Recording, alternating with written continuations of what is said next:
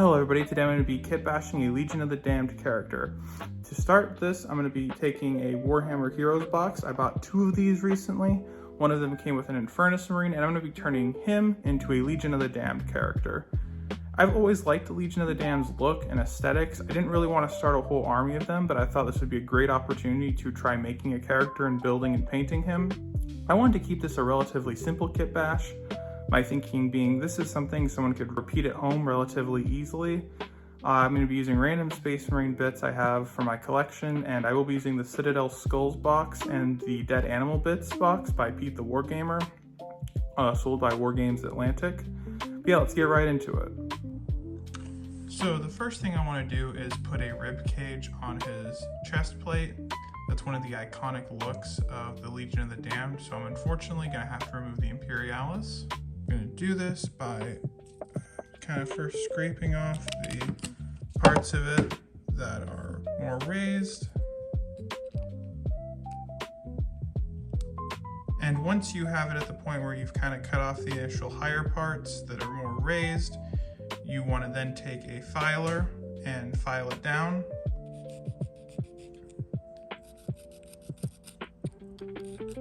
Also, fun fact, the Imperialis and the Aquila are separate symbols. A lot of people in the community kind of use them interchangeably, but the Imperialis is this symbol with the skull in the middle and the 2 wings, and the Aquila is the eagle with 2 heads.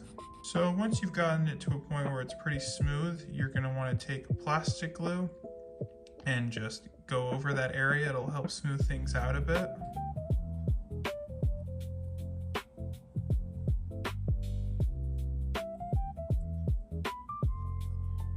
So in the Dead Animal Bits box, there's 2 rib cages, a bigger one and a smaller one. And I clipped out the smaller one, and what I'm going to do is I'm going to cut off those raised bits. So now that I've cut the bumps and smoothed them down, I'm going to remove 2 of the bottom ribs from the rib cage. But now that I've removed the 2 ribs, I'm going to do 2 things, one of which I've already done. I'm going to stretch out the rib cage so it hugs a little more, and I'm going to smooth down the other side so it fits on his chest better. So this ended up being a little trickier than I meant it to. I had to really file down the other side of the rib cage, and now I just super glued it and I'm just pressing it down. I've been holding it down for a minute or so. This is probably going to be the most involved step of the kit bash, but I also think it'll potentially be the most rewarding. So the 2 arms I added, the right arm with the power sword is the spare power arm sword from the Lieutenant box. The left arm is from the Intercessor kit, and same with the shoulder pad. I was initially thinking about giving him a pistol, but I realized that the model already has a sculpted pistol in the holster, so I thought that would look kind of strange to me. So I gave him this open palmed hand, and I kind of like the idea that, you know, these Marines there's actually a lot of different lore explanations for what they are at this point, which is kind of cool. It allows you to do your own thing with them. I kind of like to imagine that these are like, you know, Ghost Riders in space, and that he's reaching out, you know, looking for his next victim. Just purely focused on revenge and carnage, and, you know, maybe he just got done killing someone and now he's looking for his next target. So the next thing I want to do is add some actual skulls to his armor. And from the Citadel Skulls box, they have a lot of these little skulls. And what I'm going to do is I'm going to cut the back, the kind of circular part of the skull off, and attach them to various parts of his armor. So I added 2 skulls to the bottom of his legs and 1 whole skull atop his power pack. One thing I would recommend is to use the cleaner looking skulls in the box. I think that gives it a more gothic feel and less of a kind of chaosy feel. Lastly, I gave him the helmet that came in the box. I almost gave him a Reaver helmet because I got a Reaver in my other Warhammer Heroes box, but it does fit because it has the skull, but it has these little like exhaust or like kind of gas mask looking things on the side, which still give it a kind of tactical look, which, although it does look cool in its own right, really isn't what I'm going for with my Legion of the Damned. I really do want them to have a more kind of gothic feel to them. So I just decided to put the normal helmet he comes with on, and it'll challenge myself because I'm going to paint a skull over his helmet once I get to painting. And speaking of painting, it's time to prime. I'm going to give him some Chaos Black primer. So now that the model has been primed black, I'm going to do a dry brush of Eshin Gray, which is a medium to darker gray. This is just to give the black armor more color variance. Sometimes black armor is a little tricky to paint. It's not always my favorite to paint, but I'm a little less worried about it here because the black armor itself is not going to be doing the heavy lifting in this paint job. It's going to be more so the bone and the flame effects, but I'm going to hit it with some Eshin Gray.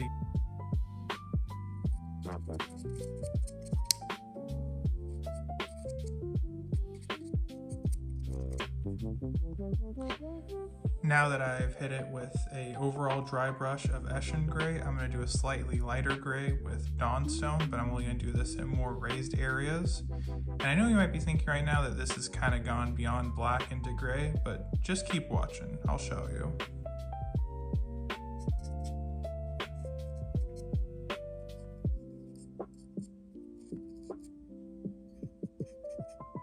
Now that I've done the lighter gray dry brush to the more raised areas, I'm going to smother the model in dark blue tone from Warpaint Fanatics.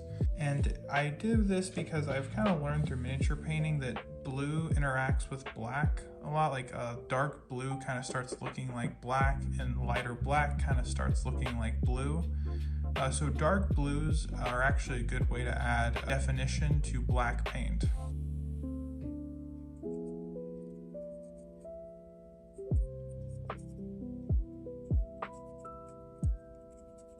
So now that I've applied the dark blue tone, it looks a little more black again and helps give more definition to the darker color. One thing I will say is that that paint does take a while to dry if you want to use it, but it looks good. So now I'm going to paint the flame decals, and basically with fire you just want to build up with yellows, oranges, and reds. I picked out a few. You can use your own paints, but build up the paints with the decal to give the effect that it's burning. And if the paint goes a little higher than you mean it to, that's fine, because you can always just blend them together. It's all about building up. Also right now, since we're painting yellow over black, which is a notoriously hard thing to do, it's probably good to have multiple layers to really make the yellow feel established. Move on to the next lighter paint.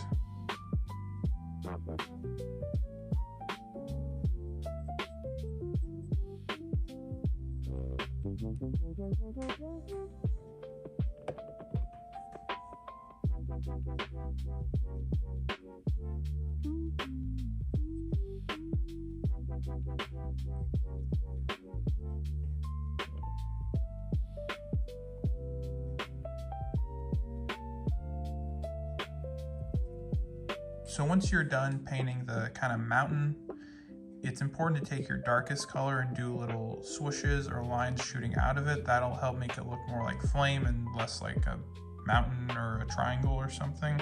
So feel free to go back and adjust the color steps. Like I think I added a little too much yellow to the base of mine, so I'm a little more orange and add that to make it look a little more on fire and a little less yellow.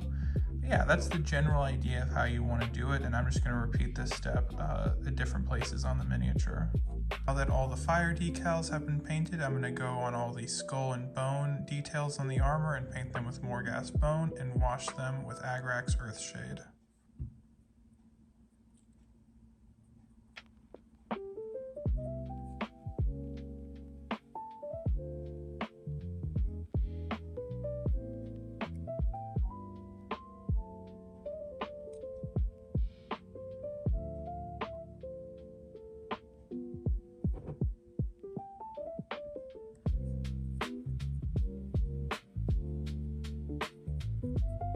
Now that the bone has been painted, I'm going to paint his face mask, and normally I leave the eyes for last, but since I'm painting the skull mask over it, I want to start with the eyes so the eyes don't potentially bleed over to the skull feature.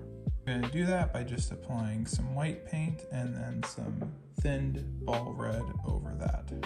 So I did this off camera, but for the skull mask on the helmet, I kind of just painted the same more gas bone color around the small of the face, I would describe it as. That didn't want to cover it, but just kind of did it around it, and then took an even thinner Agrax Earthshade and put it over that area. I like the way it turned out. I might touch it up a little bit, but it does a good job of selling the effect.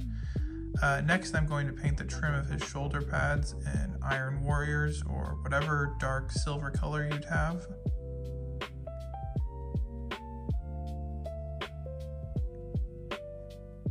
Now that the shoulder trim is painted, I'm going to get on to painting his sword, and I'm going to paint it in the burnt effect, but since that's such a big area, I'm actually just going to base it with white paint first, so the yellows and light reds will go on easier.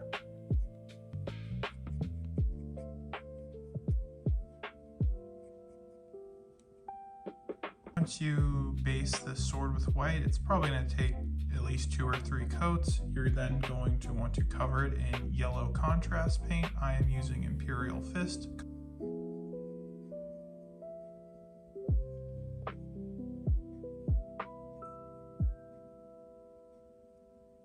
Now that the yellow has been put on the sword and has had time to dry, I'm going to start stippling or sponging, depending on which tools you have access to, a medium red and then a slightly darker red.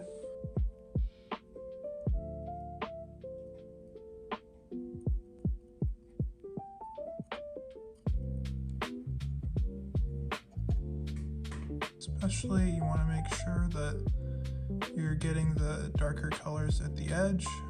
Help sell the kind of burnt effect. And now this is a step you really don't want to overdo too much, but what we're going to do is take some black paint and just do like some light dry brushing at the raised areas and at the tip.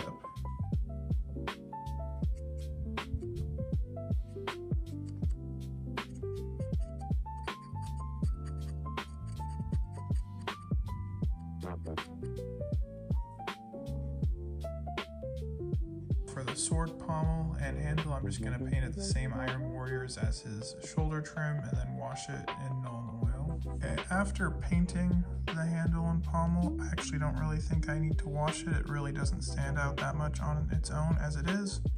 Now for what I think is the last step on the actual miniature, I'm going to paint the leather holsters. I'm going to paint them Rhinox hide because that's a dark brown and I don't really want the leather to stand out too much.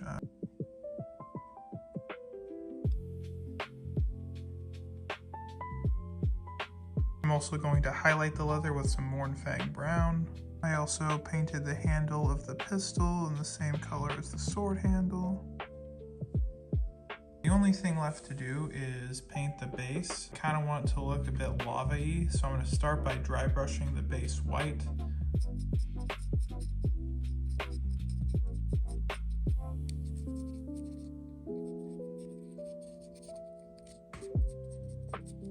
With the lava base, I'm going to kind of do something similar to what I did with the sword. I'm going to put yellow contrast, then red contrast, and I'm going to dry brush black over.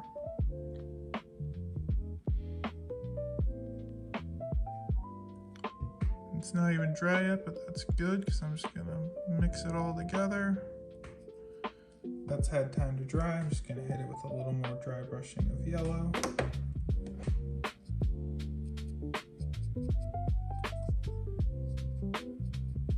Still a little wet, but that's okay because it's good for the colors to blend together.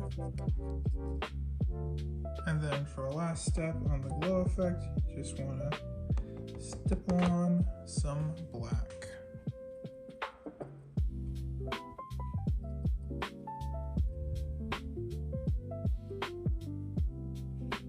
All right, well, he is essentially done now.